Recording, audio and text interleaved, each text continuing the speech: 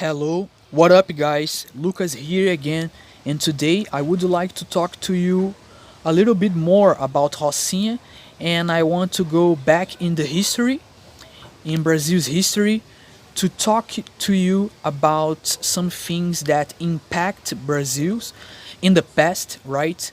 I think that is one of the most important topics to talk about, to discuss about, you know, and I've done a video last week about Rocinha.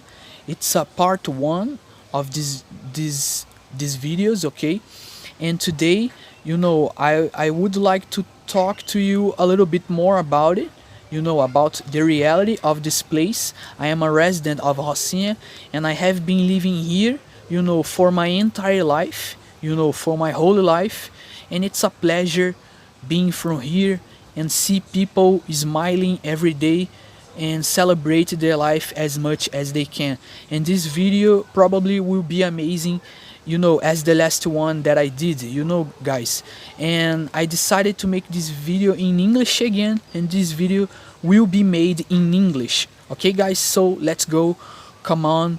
And this will be probably one of the most important videos, one of the best videos that I ever made, guys. And so let's go back in history, okay? I want to talk to you about slavery in Brazil, because this event is an historical event and impacted Brazil, the past of Brazil, right?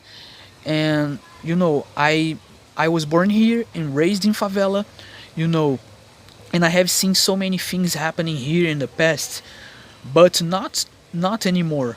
Today, not anymore, because the favela is pacified, and it's a complex topic, but we're gonna explore this together, right? And guys, and this will be amazing, and such an amazing thing, such an amazing good vibes that we have here, right? And it's incredible. So let's get started, guys. You can see that's me in the picture, and as you can see in the background, you can see the favelas, you can see the hill, right? And this is Rocinha, the biggest favela in Brazil, you know and Rocinha is located between the most expensive neighborhoods in Rio. It's located between Gávea neighborhood and São Conrado, and São Conrado is one of the most highest property tax in Brazil, right? Believe me or not. And we are located in the South Zone, and we are in a tourist area where all the hotels are and where all the money is, things like that. And here we have a lot of foreigners, and Rio de Janeiro is full of foreigners, right? And in Rio, Rocinha has nearly 100,000 people living here in the area, and it's impressive in my opinion. So I want to go back in the history, and I want to tell you that the beginning of slavery in Brazil, the Portuguese began to arrive in Brazil in the early 1500s, and it took them over half a century to establish an economy in Brazil, right? And that's one of the most important things about history, and that's why I love history, guys. And slavery in Brazil began in 1530, and between 1530 and 1888, around 4 million Africans were sent from Africa and arrived in Brazil. And it's so impressive. And this is more than any other American destination in Brazil. And Brazil received 40% of the total number of Africans brought to the Americas, while the USA, only received approximately 10%, right? And sugar plantations began to spring up rapidly all throughout Brazil, and most of the sugar plantations were along the northeast coasts of Brazil, guys. And it's impressive, and it's an incredible thing, right?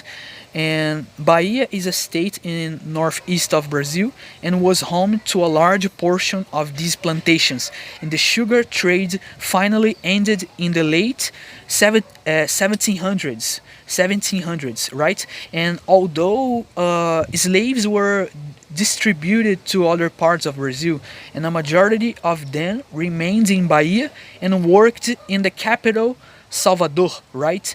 And there were a couple of reasons for slavery to begin in Brazil. You know, and this they needed a cheap labor, and they hired people from the northeast of Brazil, from the poor areas, and they start to build their own community, right? They start to build their own houses because they had no place to live, and they started to build their own houses in the favela, and it explains why we have so many favelas around us here in Rio de Janeiro, and this is a beautiful story, and and that's my opinion, and living here it's a pleasure, as I told you guys, because having a house is a privilege, having a clothes to wear, having a food to eat, having a house to live, things like that. It's a privilege. Having being healthy, having your family with you and spend time with them together. It's such a pleasure to me, guys, and that's what I feel. Living here in favela. And favela is more than just drugs and crimes and violence. You can find good things here. You can find a positive side as well. Because I know that there are two different universes. And there are two sides of living in favela. There are the positive side and the negative side. And here is very common to see the poor and the rich living close together, next door, right? And things like that. And it's so interesting, guys. And we have a lot of business around favela. Have a lot of shops. We have pharmacies. We have three big banks here in favela. We have wires everywhere working around the favela, and it's one of the main sources here, wires, because it explains how the electricity works in the favela. Because if we didn't have this, if we didn't have that, probably we would not have electricity in our houses. And nowadays we have water, electricity, we have everything that you can imagine, and everything that you know today we can survive, right? Thank God we are at peace. We have no, we don't have wars happening in the place. We don't have shootout. We don't have things like that anymore. We are at peace, thank God. And favela is a beautiful place with people, and one of the most important things is love from the people, because if you have love you have everything, but if you don't have love you don't have anything, right? And that's the basic idea, guys. And if you enjoyed this video, give me a thumbs up, let me know what you think in the comments below, and share this video with someone and probably he or she will like this video, right? And that's one of the most important things that I gotta say, guys. And it's most important things, sharing my ideas with you through this video. And speaking in English is a privilege, right? Thank God.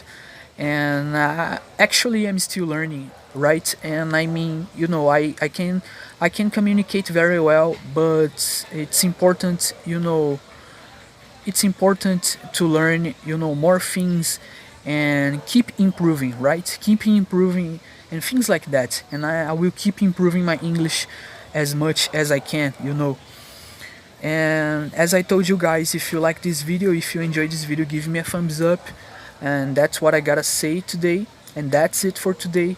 And it's very interesting being from here, and me as a guy who lives in the favela, I would say that here is a safe place. There is no problem, right? Because nobody's gonna touch you. everybody's going to respect you, right?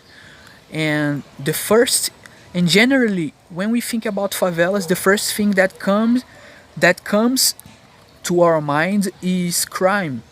Yeah, but crime, yes, of course, we have a lot of violence, we have crimes going on sometimes, but in the city, we have crimes in the city, right? Not here in favela, because here you don't have to worry about theft, you don't have to worry about robberies, rapery, things like that, right? You don't have to think about this kind of crimes, because in favela we have law, and we have to follow the law from the guys who control the favela, right? And that's the way that they use to keep the community safe, right? I mean, the guys who control the favela, and they used to control the exits of the favela, but they don't mess with any of us, right? And you don't have to worry, right? You can feel safe all the time, because people here has, you know there is such a good energy, there is such a good vibe, and that's what I say. And I can say because I am a resident of Rocinha, and here I feel safe, right? Here you can carry your belongings, around favela, because nobody's gonna touch you, nobody's gonna mess with you. But as I told you, as I was saying, I feel much more safer, being around favela than being out in the city, right? Because you can be robbed easily on a street in Copacabana, for example. And that's it for today, guys. And I see you next time. Thanks for watching this video, right? And thank God, stay safe, and see you next time, guys. Take care, and God bless you guys.